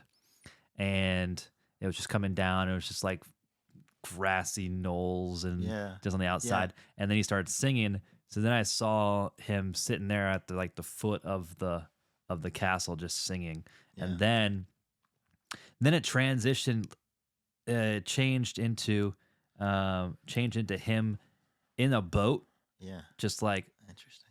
going around the moat of the castle. That's a funny visual. Yeah, it's crazy. And there's like fire, like the ground was on fire Yeah. in different portions of the area, Right. and then he had a couple people on the boat with him, but it was like this like tiny rink-a-dink 4-person rowboat Yeah. kind of thing, and they were singing like it was like at the end of a war kind of Yeah. scenario. Like there was fire, it was like the sun was coming up, and it was singing just like the woes of just like all it needed to happen was just be kind, and then it started getting weird.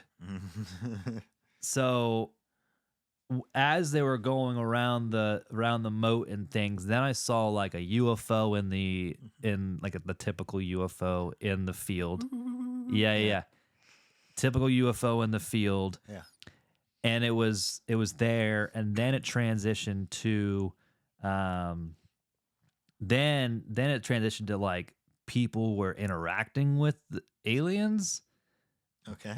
but not in a good way. Yeah. It's because it was like the battle between man and aliens, Yeah. and they're just hanging out in this rink-a-dink boat kind of thing While this is going on. while this was going Okay, on. There was nice. like it was like pan, like the vision and would Yeah, pan. it's like, I view everything kind of like Yep. movie terms. So Yeah, I exactly. get So it panned over, and then to see like there were still battles going on. These guys were just like, we're over here just playing in our boat. Don't worry about us. Yeah. We're just singing a song kind of thing. and then it got like super electrical on the song, and it was like a metaphor. I saw one of the guys just with like a stick and string with a hook, and he like went into the water, got a fish out, and then a bunch of UFOs started just taking people out of the earth, just taking them. Yeah. And then it was like, oh shit! Now the aliens are just not fighting us. Now they're taking us away, kind of deal. And then it got really chaotic. Yeah. And it got super electronical. And then the robots came out as the aid of humans. Okay. The AI robots started fighting the aliens, came to our aid, and were fighting the aliens. So then the aliens started coming back, and it was like, oh shit, they have a superpower on their end. Yeah. So they started dropping people back off, and then and it was just like the AI understood that the net positive of humans on Earth was actually positive. Interesting. And so it came to our aid to fight off the aliens, because it knew that we were never going to be able to survive the alien attack. And then at the very end, like still a few UFOs though didn't come back. Yeah. And they just took the humans.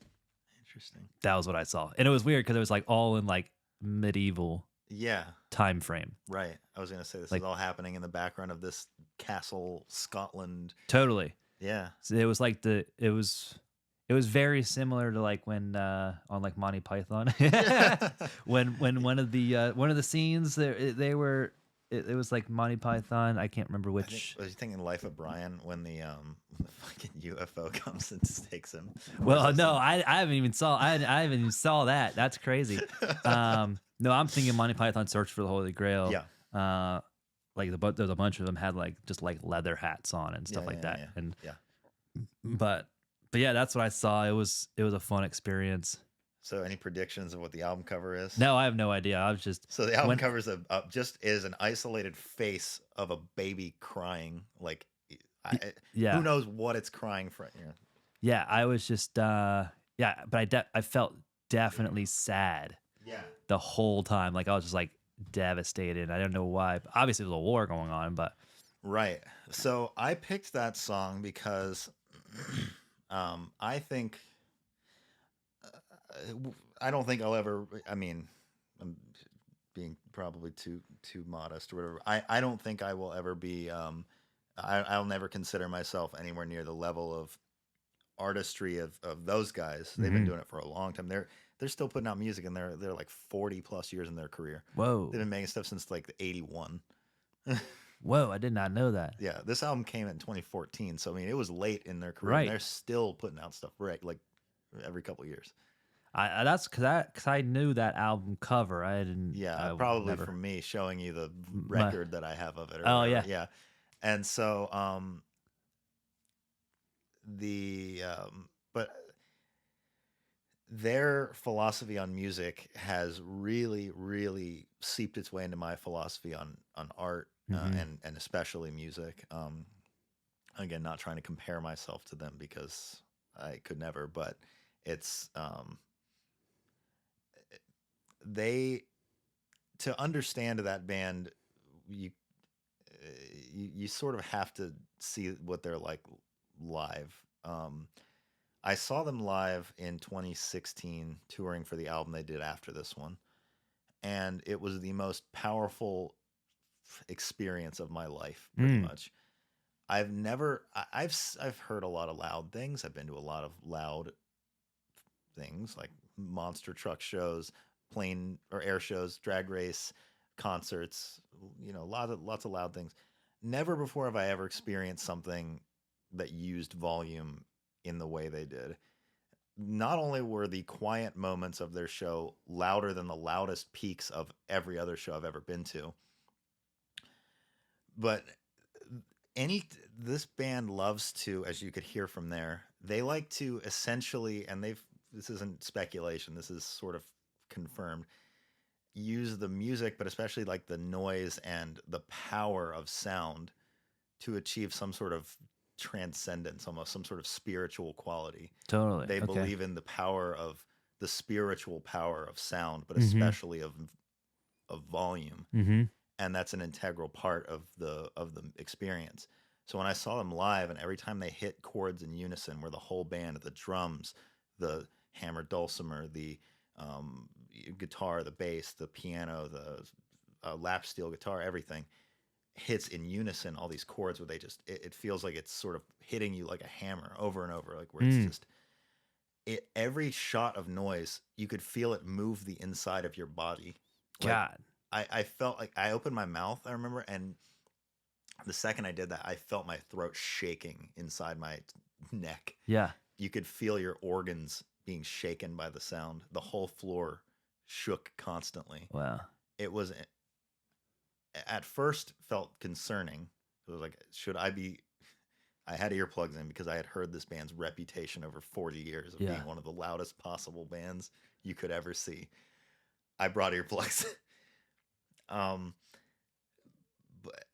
But it was an experience I can't even begin to describe accurately how powerful it felt to feel like someone is using sound not just because they want to play loud and it's fun to hear loud music, but because it's like we're using sound to achieve some sort of higher. It feels like they're channeling something greater than any people can. Yep. Using their instruments, and so they're using sound as an instrument itself. They're using the sound as or almost volume. like volume as an instrument itself. Yes. So they're using embracing this power of sound. Yeah. To its fullest, to the point where in the live show it's so hypnotic with those grooves that they keep doing over and over. And their songs, that's a short one for them. They have songs that are 20, 30. Their most recent album had a 44-minute song on it. Oh my God. They just put out a live album that has an 86-minute song on it. Take that, Grateful Dead. I looked it up with a Deadhead fan of mine that I work with, and it is longer than any of theirs. Yes, take that. And they use that repetition and that power that I'm talking about, and it sounds silly to say, and like I always feel silly saying it out loud, but it feels like a religious experience. It doesn't feel like it goes past the point of feeling like some band you're listening to, and goes into the realm of like, I feel like I'm achieving some spiritual transcendence on this. Like it really does feel like I'm experiencing like something otherworldly, something out of body, and I feel like that song's a good like condensed representation of like that kind of feeling where it's like they're technically playing rock music, but it's something that's I so wouldn't. Yeah, that's so. it's technically kind of rock Yeah. music because they're using Yeah. rock instruments, Yeah. but it's something that's so it's kind of indescribable exactly what they're doing and what they're trying to achieve. It's so grandiose and so huge and that inspires me endlessly. I want to create works that make people feel a similar way, where it's like this is so it's using sound or whatever your artistic medium is to elicit some emotion that you can't describe and you can't get with any other thing. Like this is exclusive to music. You can't get that experience anywhere else. And I want to try and create that feeling of transcendence and of something bigger than humans and Mm-hmm. bigger than anything else. And not just because it's so long and loud, but just because it's just a feeling that you get, when you're, at least for me, when I'm listening to it, I'm like, I feel like I'm experiencing like a brief moment, like a touch from beyond the veil, I guess, of something bigger than me, Yeah. bigger than anything I know. Yeah. There's a lot of things that you can access on this earth Yes. that give you that experience. Yeah. Yeah, like staring at the ocean's one of them. Just like, damn, Grand Canyon. Yeah. I'm gonna be going there in March. Yeah. The end of March. I've never been. I'm so excited. Yeah, but it's like that for me. I feel like there's a cosmic quality to their music that I can't get anywhere else. Right. I can't. Like I've tried, and I'm like, there's something about this specific music for me is so greater than me and greater than other things I've heard that it's like I was like when I knew I was going to be picking a song, it had to be this band. I knew it was going to be this band. I just Okay. finding a song that would be a good representation of that kind of more kind of surreal, but also otherworldly and just cosmic quality to them in a condensed form was difficult. Yeah. Yeah, I can Like imagine. I said, they have a lot of Yeah. 20-minute songs and 25, 30-minute songs. That very album has a 34-minute song on it. Wow. And it is the most intense thing I've ever heard in my life. Wow. Recommended for anyone listening to this. Check out the 34-minute song. To be kind. if you got time, if you got a long drive, listen to it. Play it extremely loud. Feel the sound. It's great. It's something you really have to feel. Mm-hmm. Yeah. That's amazing. Well, we did 2 hours, dude. All right. Yeah. That flew by. I know. It flies by. So catch y'all next time. Thanks for listening. Bye-bye.